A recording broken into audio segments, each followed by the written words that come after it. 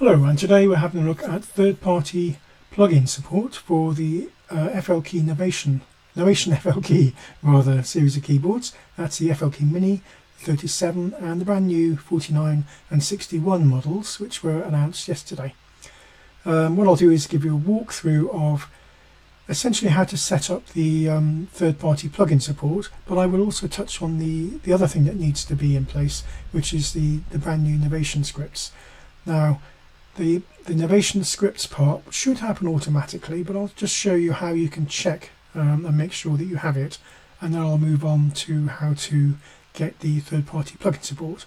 Probably sounds more complicated than it actually is, and without further ado, let's get stuck in. I'll switch on the FLKey Mini and let's go into FL Studio,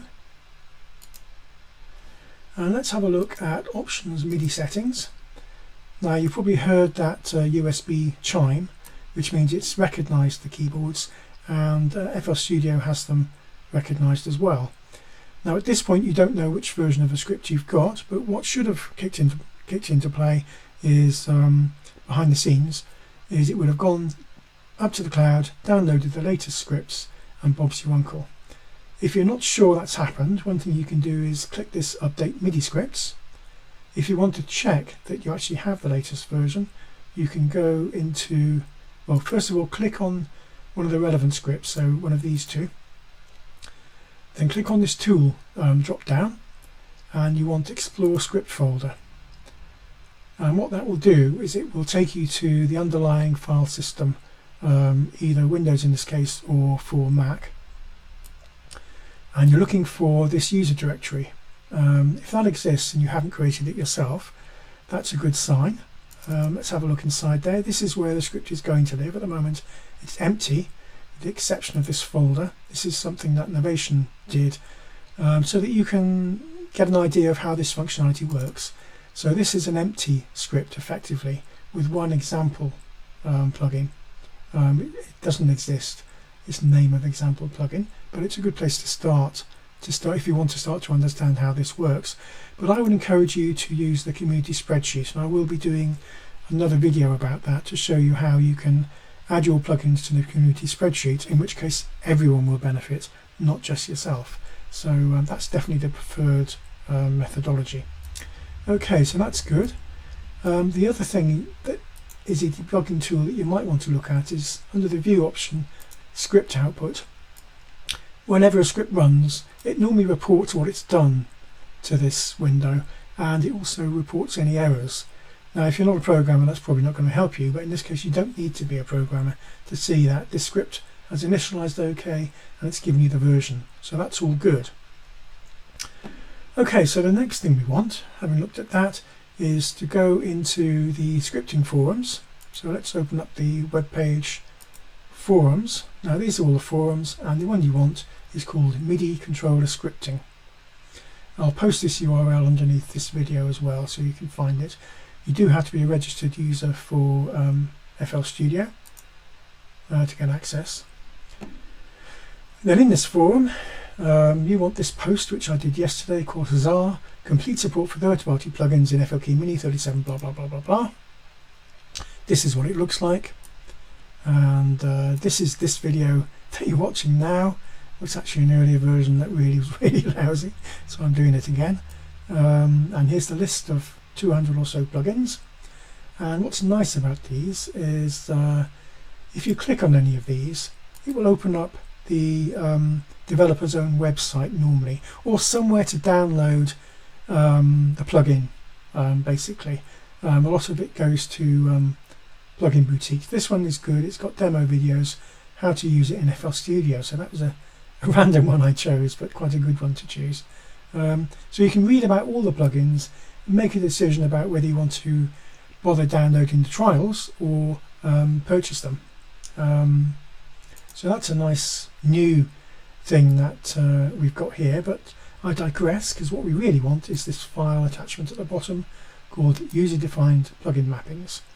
So I normally save stuff to my download folder, my default download folder, and when I do that I get this folder and I can open my download folder. So there's the file we've just downloaded, this one here.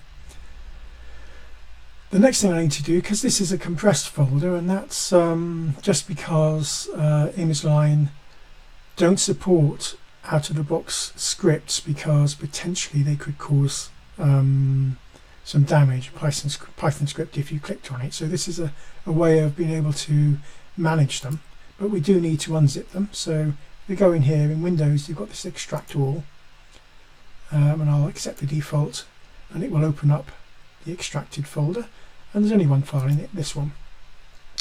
So we need to now click on this and copy it, and what I normally do is hit Control C, but I'll do it using the menu options. So copy, and then let's go back into FL Studio, and I'll use that same trick before to make sure it goes in the right place.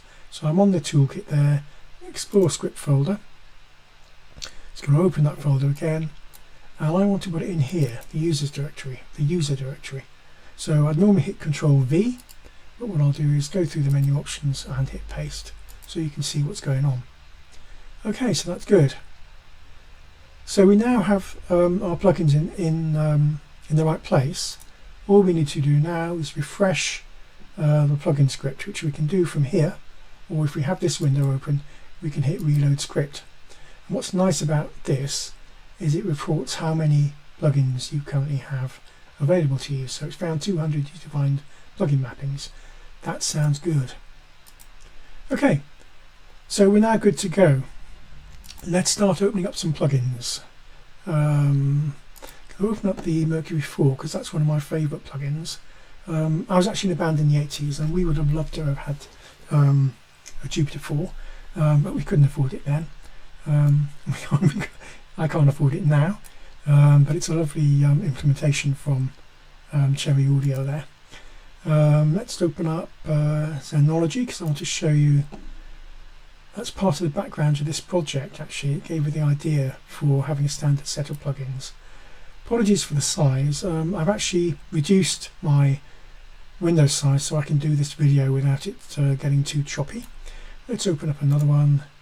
Let's open up Flex from ImageLine. So that's one that's already supported. So out of the box, Flex is supported.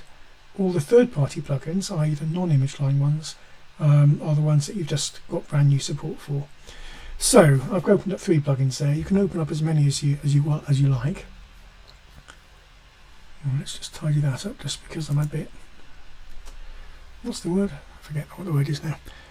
Shift plugin, and as soon as I've done that, I now have access to. In this case, this is a nice one because generally I have access to a standard set of parameters.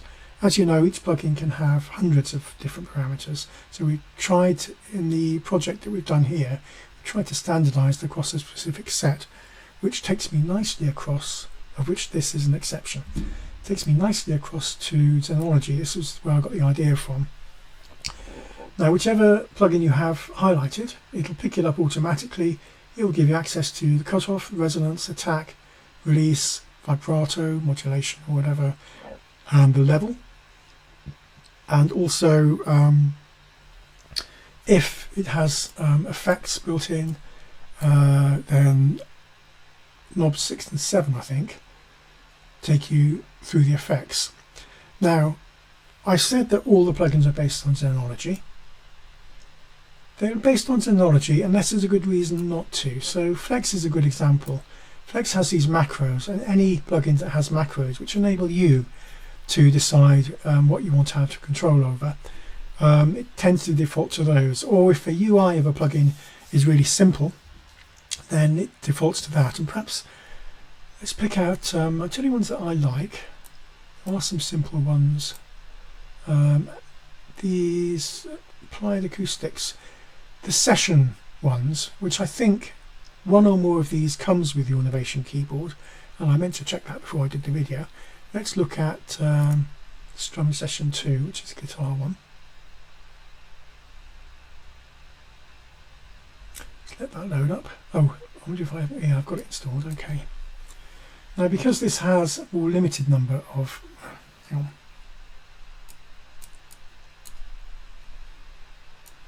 Oh, it's all going horribly wrong. Let's detach that. Yeah, okay, so I'm going through play mode there. That's why I got slightly confused.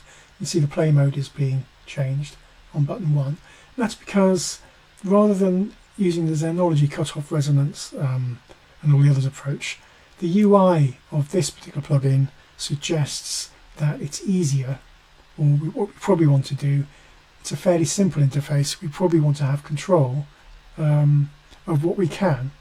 So you'll see me going through, and that's the mix of the reverb there, and finally the volume, which is standard on Xenology instruments as well.